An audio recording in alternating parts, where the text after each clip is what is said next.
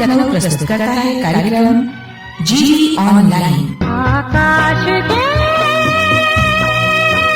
उस पार भी आकाश है, आकाश के उस पार भी आकाश है, आकाश पे बहते समय की तरह बहते रहो जैसे बहे ये हवा, आकाश के उस पार भी आकाश है।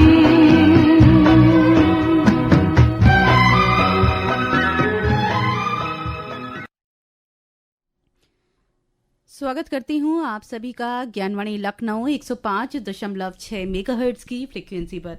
और इसी के साथ आपको ये बता दें भाई, आज का दिन बहुत ही खास है। क्यों है इसके बारे में आपको बताते हैं। आपको बताती हूँ कि भारत में हर साल यानी कि 28 फरवरी को राष्ट्रीय विज्ञान दिवस मनाया जाता है। लेकिन इस दिन की क्या खास बात है आपको पता है? इस दिन ना तो दुनिया के ना ही किसी भारतीय वैज्ञानिक का जन्मदिन हुआ था या पुण्यतिथि थी, बल्कि ये दिन था सीवी रमन ने सबसे बड़े वैज्ञानिक उपलब्धि हासिल की थी। और वैज्ञानिक गतिविधियों को प्रोत्साहित करने के लिए ही ये दिवस मनाया जाता है। इसीलिए हमने आपको ये बताया कि राष्ट्रीय विज्ञान दिवस मनाने का क्या उद्देश्य था। और सबसे बड़ी बात आपको ये बता दें कि विज्ञान हमारे दैनिक जीवन में हम हर कहीं विज्ञान का इस्तेमाल करते हैं। देखा जाए तो विज्ञान के बिना हमारा जीवन असंभव है। और इसीलिए आज हमने बहुत ही खास विषय चुना है, role of science in daily life. ठीक है, तो हमारी डेली लाइफ में साइंस का क्या रोल है, आज यही खास विषय हमने चुना है। और इस विषय पर विस्तार से जानकारी प्राप्त करने के लिए हमने स्टूडियो में आमंत्रित किया है प्रोफेसर भरत राज सिंह जी को। और साथ ही साथ हमारे साथ हैं डॉक्टर कीर्ति विक्रम सिंह, जो कि इग्नू के असिस्टेंट रीजनल डायरेक्टर हैं। तो सर, आप दोनों का ही स्वागत करती हूँ आज मैं ज्ञानवाणी में। जी धन्यवाद। धन्यवाद। और सर, जैसा कि सबसे पहले हम आपसे पूछना चाहेंगे भरत सर कि आज जो है राष्ट्रीय विज्ञान दिवस है, तो उसके बारे में हम आपसे जानेंगे। लेकिन सबसे पहले आपके बारे में जानना जरूर चाहेंगे कि आप अपने बारे में कुछ बताएं और आपने जो भी उपलब्धियां हासिल की हैं उसके बारे में आप हमें और हमारे श्रोताओं को कुछ बताइए। पहले तो मैं इस ज्ञानवाणी माध्यम से श्रोताओं का स्वागत करना चाहता हूं। और आज का दिवस बहुत ही महत्वपूर्ण भारतवर्ष के लिए है, जिसे अभी बताया भी गया कि राष्ट्रीय विज्ञान दिवस। तो मैं professor Bharat Raj Singh, school of management sciences में मैं महानिदेशक पद पर हूँ और मैं पर्यावरणविद भी हूँ। पूरे विश्व पर अपना एक पहचान बन गई है।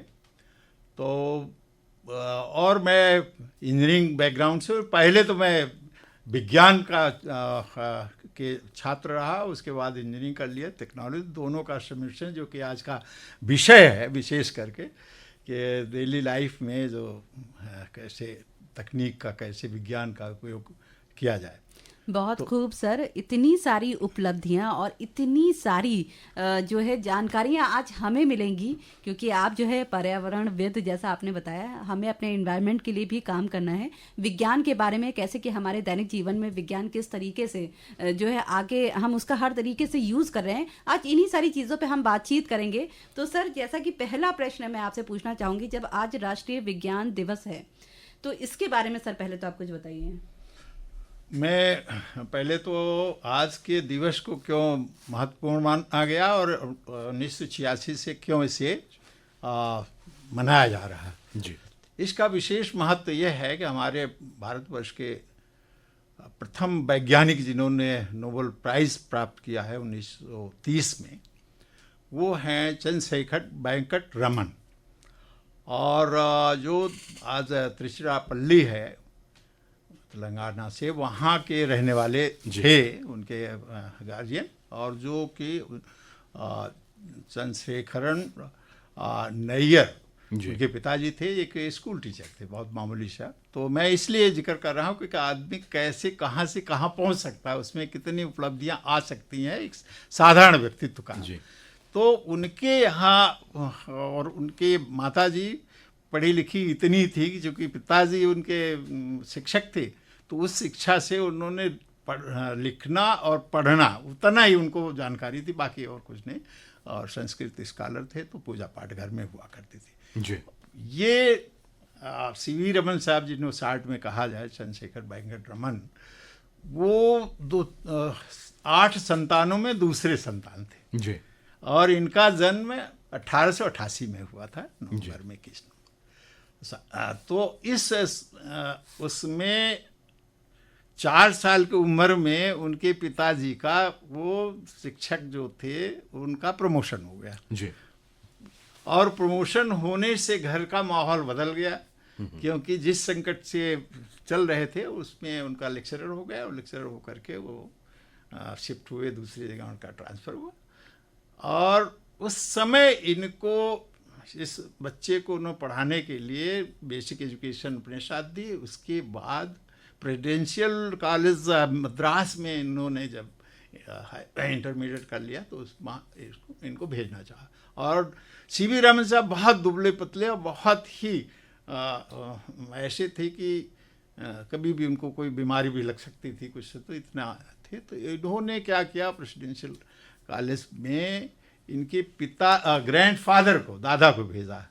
पहले तो हॉस्टल की व्यवस्था में उनको दिक्कतें हो रही थी, दादा ने इनको वहाँ सपोर्ट किया। फिर इन्होंने एक ताजुब आप करेंगे, 1904 में जब ये बीएससी वहाँ फर्स्ट ईयर में ज्वाइन किए, और 1906 में बीएससी इनको फाइनल ईयर हो गया। बीएससी के दौरान ही इन्होंने कुछ कार्य शुरू किया, और कार्य साधारण लोगों को, सभी लोगों को, श्रोताओं को मैं कहता हूँ कि अपने आसपास क्या घटनाएं हो रही हैं, घर से लेकर बाहर और सब जगह, उसमें बहुत ही चैतन्यता और बहुत लगन से आपको ध्यान देने की जरूरत। हो सकता है कोई चीज़ आप ही देश, दुनिया और समाज के लिए अच्छी चीज़ कर सकते हैं। इन्होंने ये देखा कि ये आसमान क्यों नीला है, ये इनके दिमाग में एक बात आई कि ये क्यों नीला है।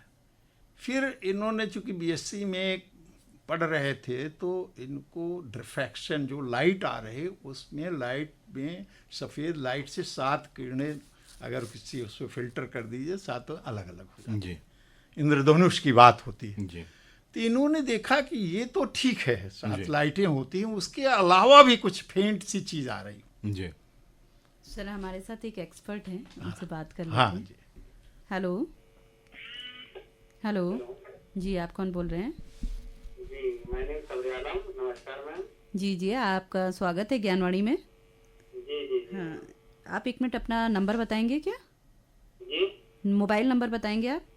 अच्छा, मेरा मोबाइल नंबर 8381 8381 8489 8489 15। ओके, तो ये बताइए कि आज का जो टॉपिक है वो दैनिक जीवन में विज्ञान का क्या रोल है, ये विषय है। इस पे आप कुछ पूछना चाहेंगे हमारे एक्सपर्ट से? जी, क्या पूछना चाहेंगे? जिस तरीके से मैम जो आपने क्वेश्चन किया है, मतलब राष्ट्रीय विज्ञान का मतलब कितना महत्व है, किस तरीके से जो है इसको जो है इम्पोर्टेंट, महत्वपूर्ण दिया जाता है, और किस तरीके से राष्ट्रीय विज्ञान दिवस मनाया जाता है। हमारे एक्सपर्ट उसी विषय में बात कर रहे हैं, आप उसको रेडियो सेट पे सुन सकते हैं। ठीक है। मैं आपसे ये कह रही हूँ कि आप जो बता रहे हैं राष्ट्रीय विज्ञान दिवस, इसी के बारे में एक्सपर्ट जो है बात कर रहे हैं, तो उसे आप अपने रेडियो सेट पे सुनिए, आपको सारी जानकारी मिलेगी। ठीक है, ठीक। आपने कॉल किया, उसके लिए आपका बहुत बहुत धन्यवाद। तो मैं पुनः वापस आता हूँ जी। जब इन्होंने उसमें ये देखा, तो इनका इस डिफ्रैक्शन में लाइट जो है अपना रास्ता बदल देती, डिफ्रैक्ट कर जाती है। जैसे आप श्रोताओं के लिए मैं कहूँगा, एक गिलास में पानी डाल दीजिए और एक राड डाल दीजिए, तो राड तो आपका सीधा है, पेंसिल डाल दीजिए सीधा है, जब आप उसके साथ देखेंगे तो पेंसिल टेढ़ी दिखेगी, जो पानी में है वो टेढ़ी दिखेगी, वो उस लाइन में नहीं रहे, लाइन में नहीं, वही डिफ्रैक्शन, वो जो उसमें रोशनी का जी, फर्क है, जी। वही डिफ्रैक्शन। तो जब इन्होंने सातों किरणों को अलग किया, उसके बाद इनको लगा कुछ और भी हो रहा, तो और भी हो रहा, तो अगर वो अलग हो रहा है तो उसमें कहीं न कहीं कुछ मास होगा, कुछ उसकी एनर्जी होगी।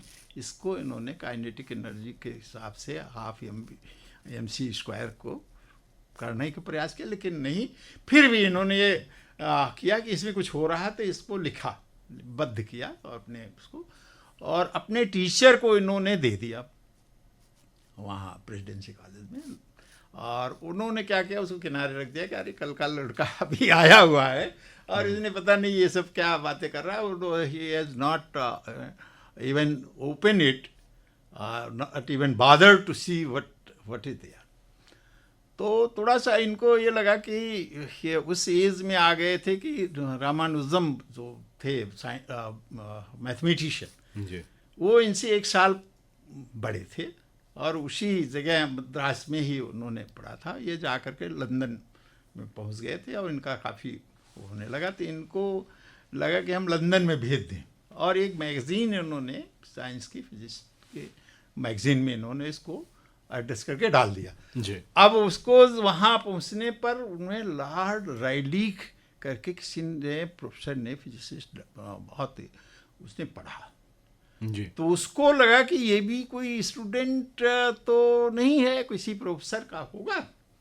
और प्रोफेसर ने किसी स्टूडेंट के साथ, वो स्टूडेंट भेज दिया है, प्रोफेसर का होगा, उसने अपना उनसे पूछ पाछ के अपना लिख के डाल दिया। बट एक नई क्लू उनको मिल गई जी, रैली को। उनके विचार में, चूंकि इन्होंने इसका बैकग्राउंड दिया था, तो उनके विचार में आया कि आसमान नीला है, ये डिफ्रैक्शन के कारण है। ये लोगों को बताना शुरू कर दिया। एंड इसी के साथ इन्होंने ये बताना शुरू कर दिया कि आपका समुद्र जो है, वो ओशियन जो है, वो हरा है। क्यों होता है, ये भी इसी का कारण है। क्यों, कारण ये नहीं है, डिफ्रैक्शन तो है ही है। उनका कहना था कहीं कहीं नीला हो जाता, कहीं कहीं हरा हो जाता। वो ऊपर की रोशनी जो आती है, आसमान नीला है, उसका रिफ्लेक्शन है, उसकी मिरर इमेज जैसे उसके सामने खड़े हो जाइए, तो वो वहीं तक सीमित हो गए। फिर भी ये इन्होंने जा कर के 1908 में 4 में ये किया, 6 में इनका हुआ, और 6 के बाद इन्होंने 14 में जा कर के MSc का जब फाइनल हुआ, तो इनके कार्य को आगे बढ़ने के लिए इन्होंने यहाँ पर अपने बताया कि ऐसे ऐसे है। फिर इस पर इन्होंने और रिसर्च की और इन्होंने देखा कि इसकी वजह से ये नीलापन जो आ रहा है, ये जो डिफ्रैक्शन हो रहा है, जो उससे निकल रहे हैं, उसकी वजह से वो नीला भी होता है और दूसरी किरणें हरा भी होता है और डार्कनेस तो है। और मैं श्रोताओं को ये बताना चाहूँगा कि ये इतने जीनियस थे कि इन्होंने एक जो इंस्ट्रूमेंट बनाया था अपना इसको देखने के लिए, टेलीस्कोप जिसे कहते हैं, वो 2 से 30 रुपए का था। उस समय के 230 भी बहुत होते हैं, लेकिन जो प्रेसिडेंसी कॉलेज के सपोर्ट में सिंपल सा इन्होंने खुद ही बना डाला।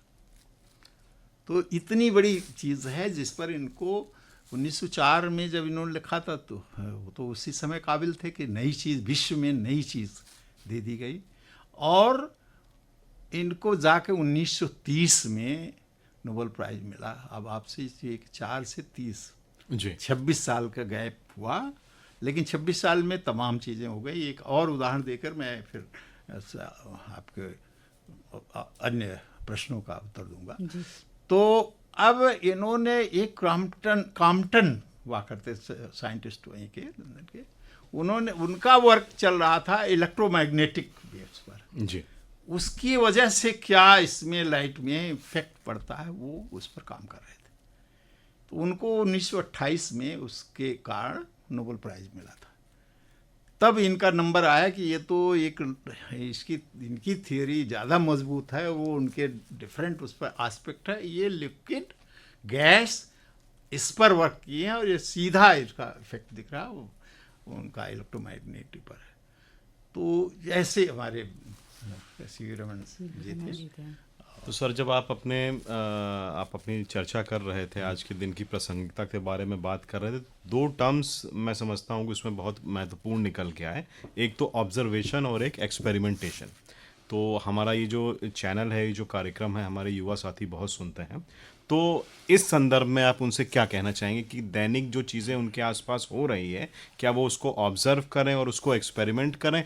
क्या आप कहना चाहेंगे इस विषय में? देखिए, पहले ये तो हम तो डेली यूज़ में जो लोग ऐसे हो गए हैं जिनको ज्ञान एक लेवल होता है, छात्र जीवन का लेवल होता है, उसके बाद कर्म भूमि में लोग लगते हैं जी। लेकिन जो प्रश्न आपने उठाया कि उसको ऑब्जर्वेशन जी। ऑब्जर्वेशन का एक छोटा सा उदाहरण मैं दूंगा। जी। एक बच्चा है जिसको कोई चीज़ नहीं है, वो ठीक से अपने मम्मी पापा का नाम भी नहीं ले सकता है, वो इशारे इशारे से काम करता है। उसके सामने अगर पानी डाल दिया जाए, खिलौने रख दिए जाए, तो उसकी प्रेरणा ये होती है कि वो सब कुछ है लेकिन वो उधर मूव कर जाता है। क्यों मूव करता है? क्योंकि उसको कोई नई चीज़ दिख गई है। जी। ये ऑब्जर्वेशन होता है। जी। लाल है, ये है, पेन है, उसकी जो जिसके बारे में उसने डेली देख रखा है, अगर पानी डेली रखेगा तो नहीं उसको करेगा। जी। और कोई चीज़ नहीं दिखे, उधर वो उसका झुकाव हो जी। जाएगा। ऑब्जर्वेशन। उसको हाथ में पकड़ेगा, उसके बाद थोड़ी देर देखेगा, पटक देगा, उस हो सकता टूट ही जाए। कोई गार्जियन आ जाएगा, उसकी सेंसिटिविटी है तो उसको इकट्ठा करेगा और ऐसी कोशिश करेगा जैसे हम जोड़ रहे हैं। तो ये ऑब्जर्वेशन है, लेकिन वो प्रैक्टिकल काम नहीं कर पा रहा। जी। हमें उस पर जाना है कि हर चीज़ों का पैशन बना लेना है। जी। जीवन के हर चीज़ में डेली यहाँ बैठे हैं, मोबाइल रखे हैं, देखिए टेबल पे रखी हुई सारी चीज़ें, इसमें नई चीज़ क्या है इसकी हमें खोज, इसमें क्या चीज़ है कि ये तार बाहर निकला है, देखने में अच्छा नहीं लगा, क्यों? सर कुल मिलाकर ऑब्जर्वेशन होना बहुत जरूरी बहुत है। जरूरी है। तब उसके बाद उसको शेप देने की बात हो कि इसका उपयोग कितना महत्वपूर्ण है जीवन में आने वाली जनरेशन में। बिल्कुल सर, हमारे साथ एक कॉलर है, देख लेते कौन है। Hello hello hello hello. कोई नहीं, ये कॉल हम तक नहीं पहुंच पाई है, शायद नेटवर्क का इशू हो। फिलहाल तो सर जैसा कि आप बात कर रहे थे कि ऑब्जर्वेशन बहुत ही ज़रूरी है, तो कीर्ति सर और क्या ऐसी चीज़ें? जैसे सर अगर हम लोग बात करें तो देखिए, हमारे संविधान में जो डायरेक्टिव प्रिंसिपल्स हैं उसमें ये कहा भी गया है कि सभी को जो है रैशनैलिटी और स्पिरिट ऑफ इंक्वायरी डेवलप करनी है। तो जैसा मैंने बताया कि युवा साथी हमारे साथ जुड़े हैं, तो उनसे आप क्या कहना चाहेंगे इस विषय में? सर एक मिनट सर, बात को जो है मैं बीच में रोकना चाहूँगी। कॉलर हमारे साथ है। हेलो हेलो जी, आप कौन बोल रहे हैं? हम कुलदीप तिवारी बोल रहे हैं। कुलदीप आप जी? कौन हैं? सर मैं अर्पित जी बोल रही हूँ। अच्छा, हाँ, हाँ। अरे मैम नमस्ते। नमस्ते। हो जाती है सब में आवाज साफ आ नहीं पाती है ना। नहीं नहीं कोई बात नहीं, नहीं नहीं नहीं नहीं कोई बात नहीं। क्या बताएं, आपसे जब वार्ता होती है तो बहुत जॉय लेवल बढ़ जाता है मैम। चलिए कोई बात नहीं, बहुत अच्छी बात है, इस तरीके से आप जो है तारीफ करते हैं, बहुत अच्छा लगता है। फिलहाल तो टॉपिक बहुत ही इम्पोर्टेंट चल रहा है आज का, कि विज्ञान का हमारे दैनिक जीवन में क्या रोल है, इसके बारे में आपको जानना चाहेंगे हमारे एक्सपर्ट से। कौन है एक्सपर्ट या मैम, कौन है अगर? हमारे साथ हैं प्रोफेसर हैं भरत राज सिंह जी, और साथ ही इग्नू के असिस्टेंट रीजनल डायरेक्टर डॉक्टर कीर्ति विक्रम सिंह जी भी हैं। तो आप कुछ पूछना चाहेंगे? कहाँ से? हमारे साथ प्रोफेसर प्रोफेसर भरत राज सिंह जी हैं। आप डायरेक्टर जनरल हैं school of management sciences SMS में। मैम यहाँ लखनऊ में ही है? जी जी, लखनऊ जी। में ही है। अच्छा अच्छा।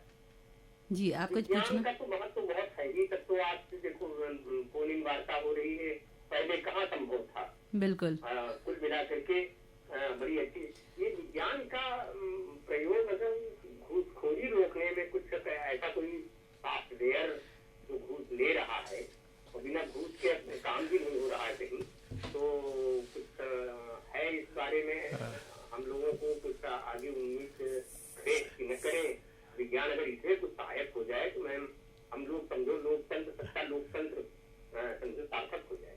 सर, बहुत अच्छा क्वेश्चन आपने पुटअप किया है, आप उसका जवाब सुनिए। मैं उत्तर देके हमको, हम लाइन पर हैं। जी जी साफ आवाज जोर थोड़ा टोन कर दीजिए तो हमको साफ सुनाई बिल्कुल बिल्कुल बिल्कुल बेशक। तो मैं प्रोफेसर भरतराज सिंह हूँ, महानिदेशक, जैसा अभी हमारे कीर्ति विक्रम साहब ने बताया। आपका प्रश्न जो है बहुत ही माकूल, आज के ज़माने के हिसाब से बहुत ही उपयुक्त है। विज्ञान है क्या चीज़? कि ज्ञान को और थोड़ा सा ऐसे लेवल पर ले आना जिससे सब सामूहिक जन कल्याण की भावना उसमें जागृत हो जाए, और जिस प्रयोग के करने से अब रह गया, आपने पूछा कि इसका उपयोग कैसे किया जाए, कि ये जो लोगों में भ्रष्टाचार है ये कैसे।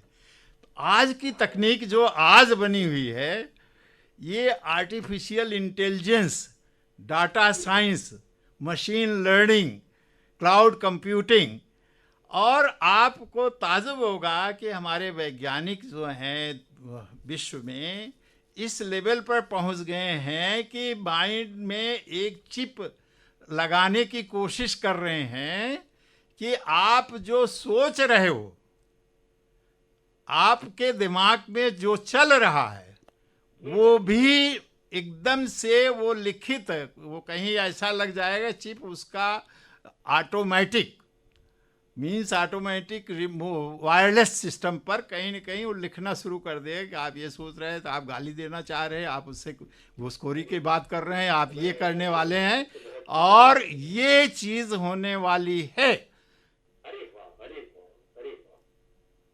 आपको ये ताजुब होगा। आज इस विज्ञान या राष्ट्रीय विज्ञान दिवस पर आपको बताना चाहेंगे कि 2021वीं सदी का अंतिम बड़ा कष्टकारी है।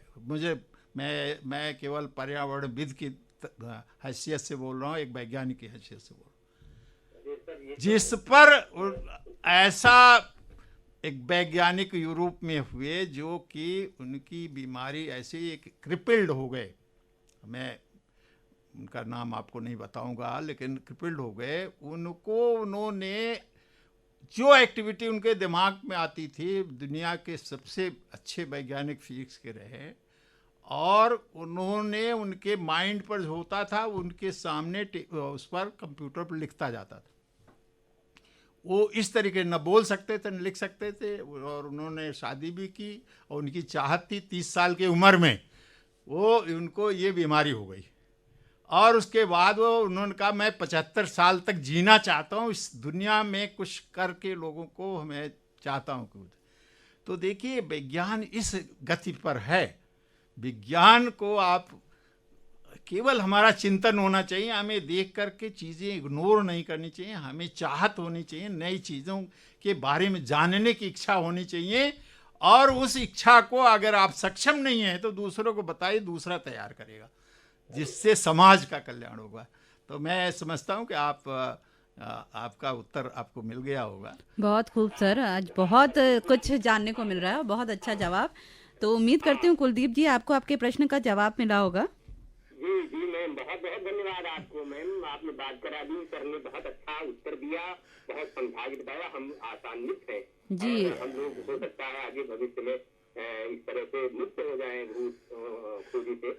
हम तो ये चाहते हैं कि जितने रंगे हाथ पकड़े आते हैं घूसखोर, उनको फांसी हो। बिल्कुल। एक मिसाल, एक संदेश समाज में जाना चाहिए, तभी सच्चा लोकतंत्र होगा। अभी तो हम 121वें पायदान पर हैं जी दुनिया जी में, लोकतांत्रिक देशों की रैंकिंग में। जी तो हम जी पहले पायदान पर पहुंचना चाहते हैं कि हमारा भारत देश घूस मुक्त है।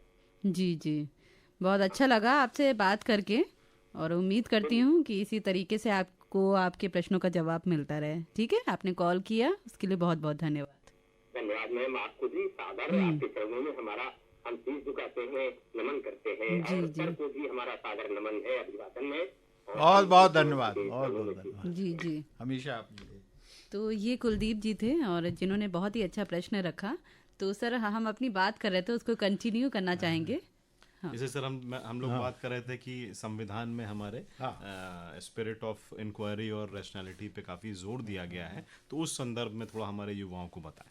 हाँ, देखिए हमें किसी भी चीज़ को अगर आप आगे बढ़ाना चाहते हैं, हमारे माननीय प्रधानमंत्री जी इस समय भारत को 2047 में विकसित देश की आशान्वित हैं और जी। वो पूरे जितने भी राष्ट्र से जुड़े हुए लोग हैं, जनमानस है, सबसे वो अपील ही कर रहे हैं कि हम विकसित देश बनने के लिए जो योगदान, जो ये नहीं कोई धन और ज्ञान विज्ञान से जो भी आप कर सकते हो उसको आगे बढ़ाओ।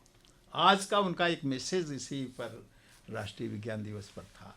जी। उनका कहना यह है कि आज विज्ञान जो है वो चारों तरफ एक छोटी छोटी चीज़ें वो इतनी तेज़ी से चीज़ों को आगे बढ़ा रही है कि उसको चेंज, जो हम छोटी छोटी चीज़ें लेकर के देखें तो हम आने वाली जनरेशन को बदल सकते हैं। बिल्कुल।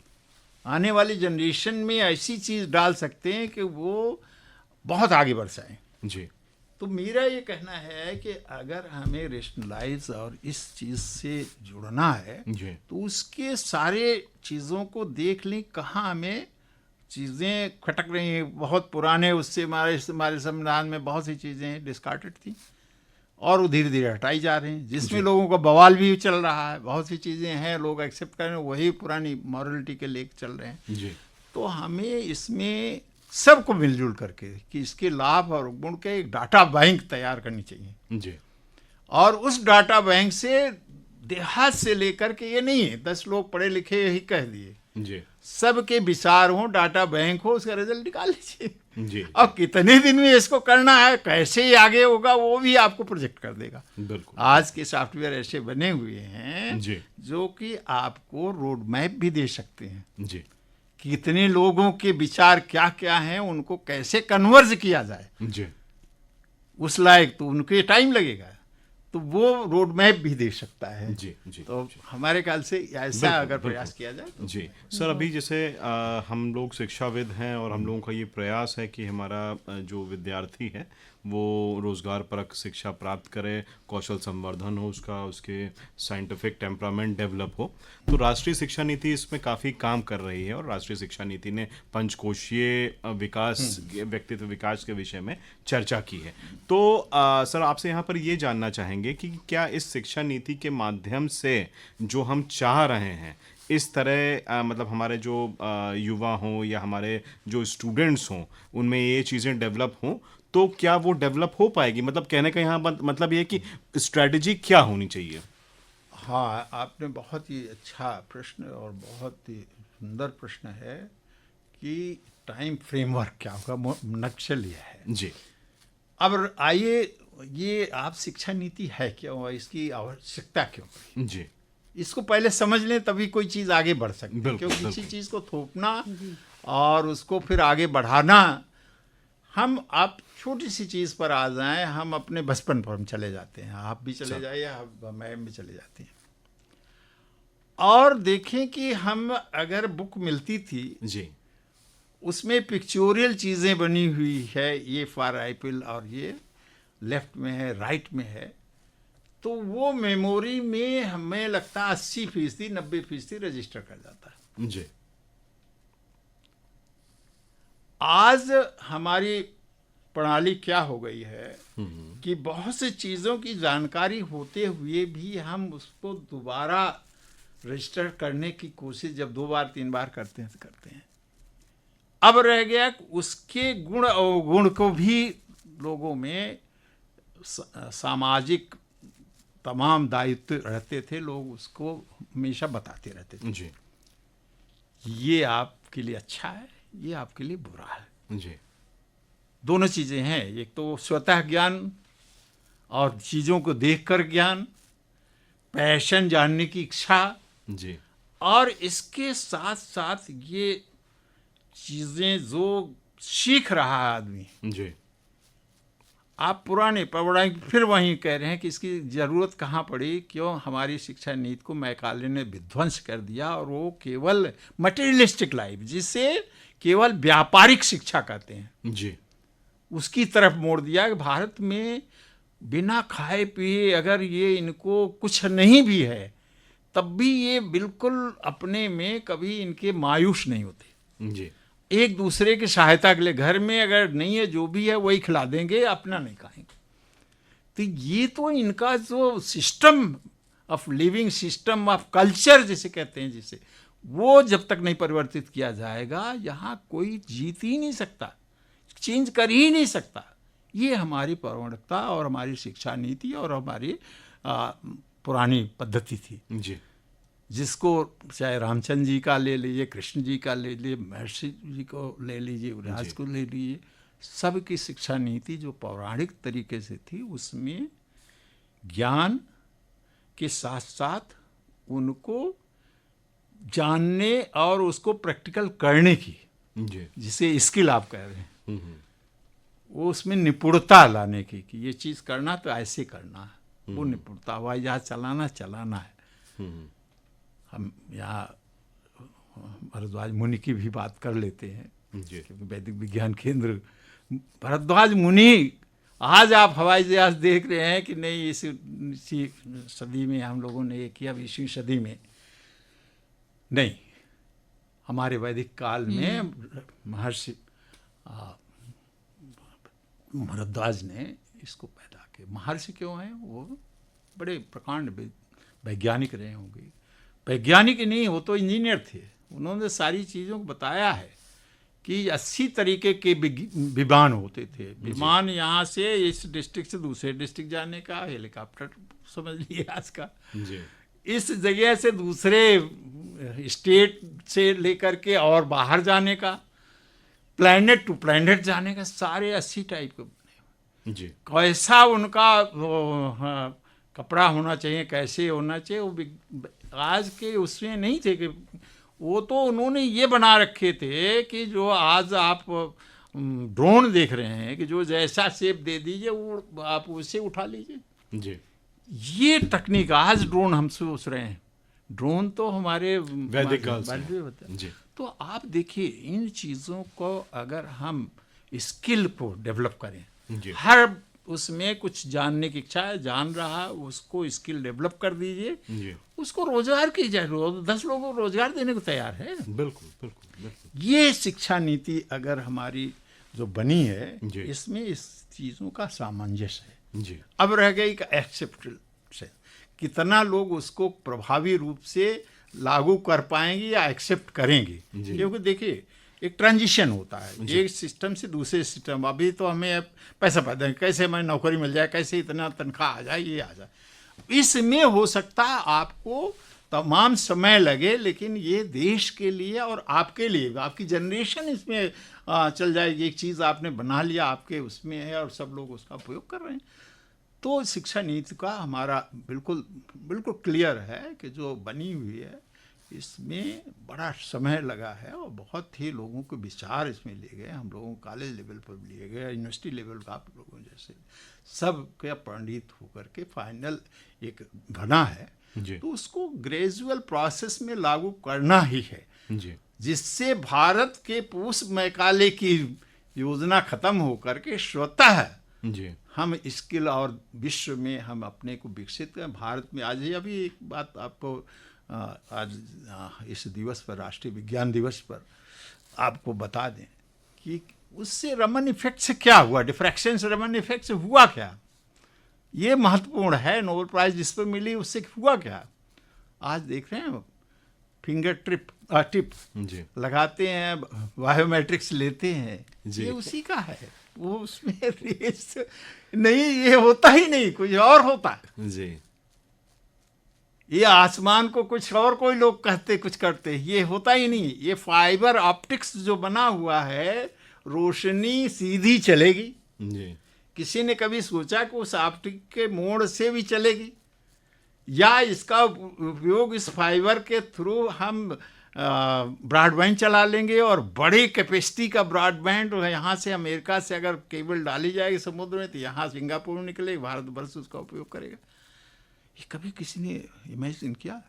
आज ब्रॉडबैंड में केवल लाइट की वजह से वो उसको फिर कन्वर्ट करके इलेक्ट्रिसिटी देते हैं, ब्रॉडबैंड चल रहा। लाइट, वो डिफ्रैक्शन, वो उसमें झुकाव ना, वो एनर्जी का इफेक्ट देखिए कितना पूरा विश्व बदल गया। यहाँ हम बैठ कर चंद्रयान की सपना देख रहे हैं, चंद्रयान पर यहाँ से भेज रहे हैं और सारी चीज़ें ये चीज़ हुई। तो ये देखिए कितना बड़ा उनका योगदान इस भारत के विकसित भारत की अगर यही चीज़ चली जाए, हम तो थोड़ी देर कहें यूरोबाइक में हमने ये कहा हवा जो है वो ईंधन है जिसको विश्व ने माना। आज की परिस्थिति में ये है कि वो टाइम लगेगा, चीज़ें अपने आप आगे बढ़ रही हैं, मोटरसाइकिल जाएगी, कल को कार भी चलेगी, सब चीज़ें चलेंगी जी। तो इसको हमें विज्ञान को आगे बढ़ाना अपने देश में। जब अगर हम इस तरीके की स्किल को डेवलप करेंगे, देहात में फावड़े बनते थे, खुटबियाँ बनती थी, पत्थर कैसे काटे जाए, छेनी बनती थी, रेत बनता था, रहट चलती थी। आज उस तकनीक को सोचिए, आज तो आप मोटराइज होंगे, उस समय कैसे लोगों ने दिमाग लगाया, कैसे किया, कौन वो वैज्ञानिक थे जी। लेकिन अपने उपयोग के लिए उन्होंने बनाया। बैलगाड़ी भी बनी, सब उससे इम्प्रूवमेंट होता गया। लैंप से हम पड़े हुए हैं, लैंप के बाद आज बल्ब की रोशनी में यहाँ बैठे हुए हैं। जी। तो सर अभी बातचीत में आपने कहीं ना कहीं जो हमारे भारतवर्ष की जो ज्ञान परंपरा है उसके विषय में आपने चर्चा की। तो राष्ट्रीय शिक्षा नीति में भी भारत की जो ज्ञान परंपरा है उसके विषय में काफ़ी विस्तृत वर्णन किया गया है, कैसे उसको हम अपने शिक्षार्थियों के लिए उपयोग में ला सकते हैं। हमारे जो भी वेद थे, उपनिषद थे, वो कैसे, उनसे कैसे हम नॉलेज एक्सट्रैक्ट कर सकते हैं। क्योंकि समय कम है तो इन सभी विषयों पर हम चर्चा नहीं कर सकते, पर हम आपसे ये जानना चाहेंगे सर कि कहीं ना कहीं जीवन के हर पहलू पे जो हमारा योग है वो प्रभावी रूप से इफेक्ट डाल रहा है। तो विज्ञान और योग को हम कैसे जोड़ सकते हैं और उससे अपने जीवन में कैसे परिवर्तन ला सकते हैं? बहुत ही उम्दा, बहुत अच्छा प्रश्न आपने डॉक्टर कीर्ति सिंह साहब आपने पूछा, और हमारे ख्याल से श्रोताओं के लिए बड़ा उपयोगी होगा कि हम अपनी बात को थोड़ा सा इस ढंग से इसको योग के साथ जोड़ना चाहते हैं कि जीवन कोई चीज़ आप करना चाहते हैं तो पहले महत्वपूर्ण क्या है? आपका स्वास्थ्य, बिल्कुल, आपका चिंतन, आपके विचार, आपके आसपास उसका क्या कहते हैं ऑरा, आपके आसपास से आपके और लोग कैसे प्रभावित हो रहे हैं, आपसे कैसे प्रभावित हो रहे हैं, आपकी पॉजिटिविटी। जी। ये तभी संभव है। हमने देखिए विज्ञान के और इन्वायरमेंट पर काम किया। जी। हम ये नहीं कह रहे हैं कि हमें बहुत ज्ञान हो गया, लेकिन जितना छोटा सा ज्ञान है हमने उसको समअप करने की कोशिश किया तो लोगों को अमेरिका तक उसको अडॉप्ट किया जा रहा है और फ्यूचरिस्टिक चीज़ें बता रखे। वो घटनाएं अभी भी घटित तो आगे भी होती रहेंगी, चल रहा है। लेकिन अगर हम इस चीज़ को थोड़ा सा आगे बढ़ाएं कि हम कैसे कैसे चीज़ों को लेकर के ये स्वास्थ्य हम ठीक रखें, हमें कॉस्मिक एनर्जी, अब ये बड़ा ब्रह्मांड की एनर्जी है, ये भारतवर्ष में था, भारतवर्ष में एक ब्रह्मांड की एनर्जी की बात होती है और विश्व तो नहीं कहता है। आज हम सूर्य पर सोलर सेटेलाइट डाल करके उसको L1 पर इकट्ठा किए, उसकी देख रहे हैं कि हीलियम और उसमें फ्यूजन से क्या हो रहा है, ओम का उच्चारण कैसे हो रहा है। तो ये चीज़ें ये शरीर पर क्या प्रभाव डालती, क्या पॉजिटिविटी निकालती, क्या ये योग का एक अष्टांग योग हमारे पतंजलि आज 400 वर्ष BC के पहले लिखा है उसको। तो अब उसको हम विस्तार में नहीं कहेंगे अष्टांग योग का, लेकिन एक ध्यान और ध्यान के बाद आदमी बिल्कुल अपने को ऐसी स्थिति में पाया जाता है कि वो शरीर भी छोड़ जाता है। लेकिन यम नियम से चलता है, पहले अपने को शुद्ध करना और उसके बाद नियमितः सारी चीज़, फिर आपको कहीं न कहीं आसन और प्राणायाम, प्रत्याहार और ध्यान और धारणा और ध्यान, धारणा और ध्यान। जी। तो देखिए ये चीज़ों को लेकर के अगर हम इनमें जुटें तो आपको लगता है कि छोटे से क्रियाओं को करने से सांस का आवागमन का, अभी आपसे बातचीत में ये भी आया था कि साहब ये तो हमारे भारतवर्ष में परंपरा सब कुछ निर्धारित है। आपने कहा निर्धारित है, हाँ बिल्कुल। एक गाड़ी लेते हैं, उसका एक अंतिम लिखा जाता है कि 2000 किलोमीटर या 2 लाख किलोमीटर जिस टाइप की जो है, और या इतने साल। शरीर भी ऐसी है। निर्धारण इसलिए हो कि जो इस कॉमन उसमें चल रहे हैं, अब ये नहीं पता कि कोरोना आ जाएगा वो अलग है, लेकिन जो परिस्थिति है उसमें आपका हर एक चीज़ें निर्धारित है। अब निर्धारित कैसे कि इतनी सांसें लेंगे, अब मैं है प्राणायाम पर आ रहा हूँ, तो सांसें अगर कम लीजिए तो क्या होगा भाई? सांसें कम कैसे लेंगे? सांसों को धीरे धीरे लीजिए। रिदम जो आप बना रहे हैं, सांसें दर्द दर्द कर रहे हैं, तो इससे क्या होगा? फटेगी। एक तार लीजिए, उसको बार बार ऐसे मोड़िए, उस कीजिए, थोड़ी देर में गर्म होकर टूट जाता है। शरीर है, इतनी सांसें आप ले रहे हैं, छोड़ रहे हैं, ले रहे हैं, छोड़ रहे हैं, ले रहे हैं, छोड़ रहे हैं, तो उसका निर्धारित करते हैं। सांसें भारतवर्ष में सब हमारे पूर्वज आपकी सबकी सांसें निर्धारित, उसके बाद खत्म हो जाए, तो इसका मतलब फटीग हो जाएगा, खत्म हो जाएगा। तो ये विज्ञान जो है, योग विज्ञान, ये कहता नहीं आप अगर आज की एवरेज एज 100 है तो आप 500 साल रख सकते हैं। देवराहा बाबा के तरीके से 450 साल जी सकते हैं।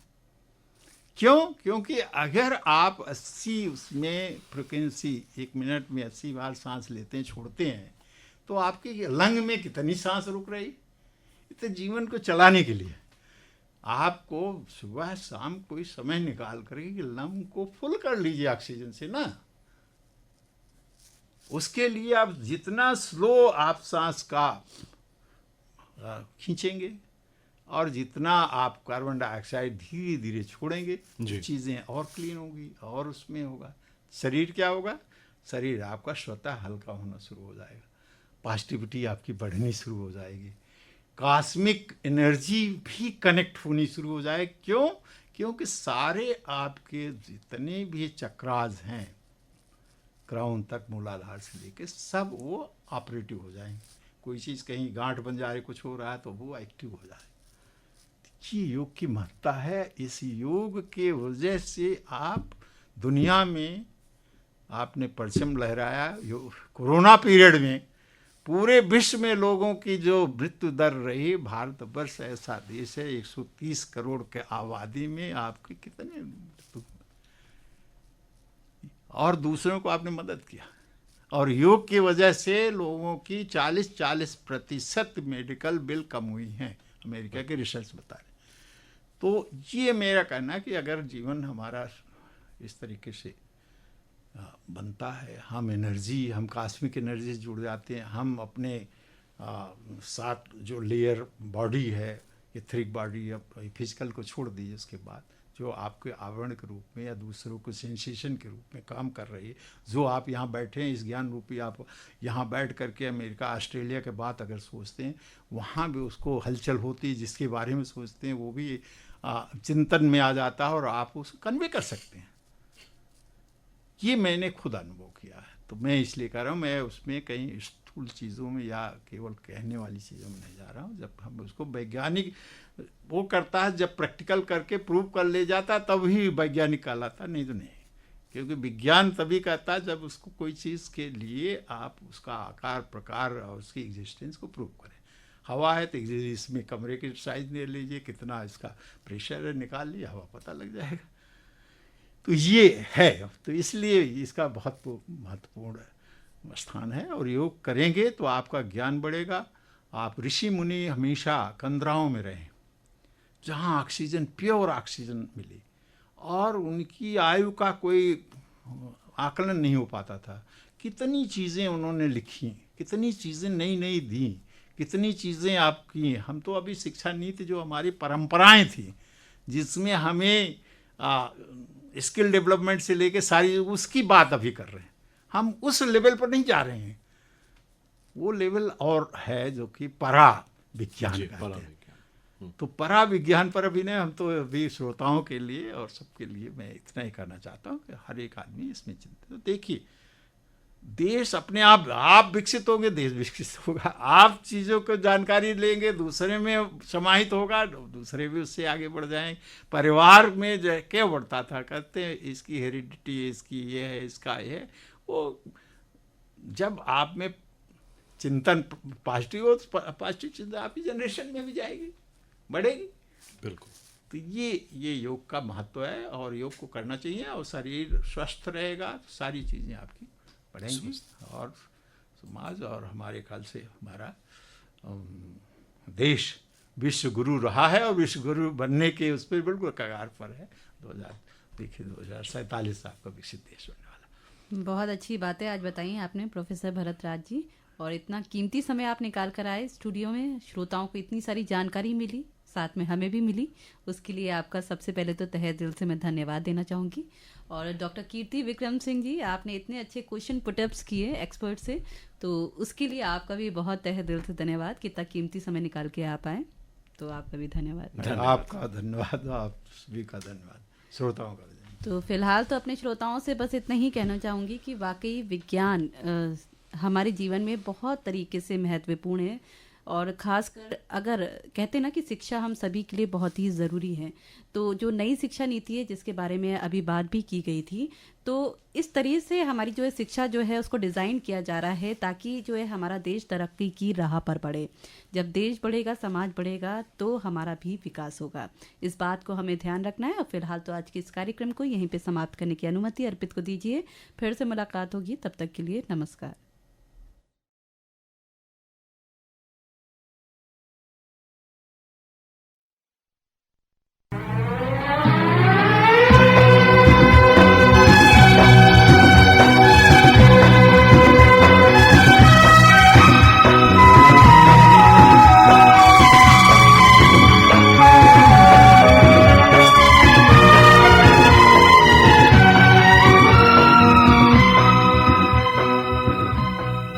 लखनऊ प्रस्तुत करता है कार्यक्रम जीवी ऑनलाइन। आकाश